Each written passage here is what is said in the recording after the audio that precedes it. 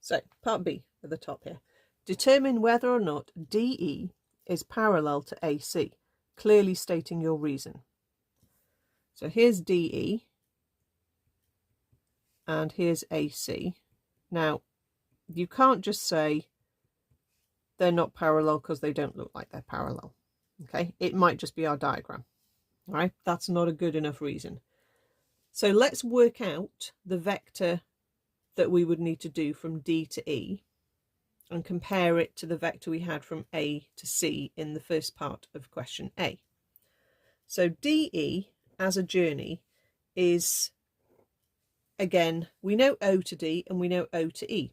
So we can do D back to O, O out to E. I know it's the long way round to get from D to E, but that's the nice thing about vectors, is that it doesn't matter how long the journey is. Okay, if that's the directions you know the vectors for, that's what you can do.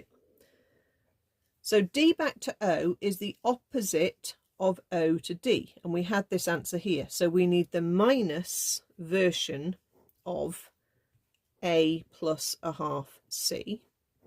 So I just put a minus on the outside of it for now, but you could just obviously immediately minus sign both of them. And then we want to plus the vector OE, which is a C plus a 2/3 A. So that's using the answers.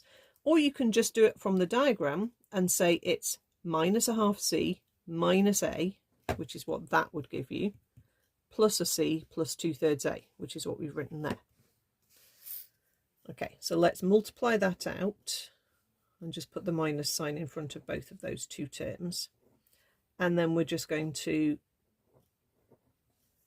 put the A terms together. So minus 1 add 2/3 is minus a third of A. And then minus a half plus 1 will land you on plus a half C. So what that's trying to really say is, on the diagram, if you went backwards from D a third of vector A, you'd kind of be going backwards to about there.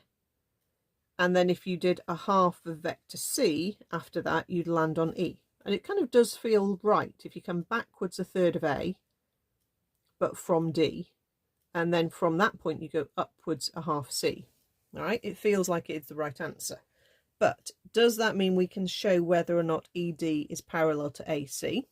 Well, yes, because AC in our first answer was minus A plus C, or C minus A if you had it the other way round.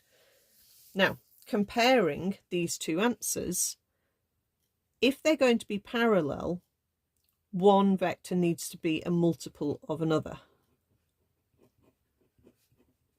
And we don't have that here, because the fractions we've got are different fractions.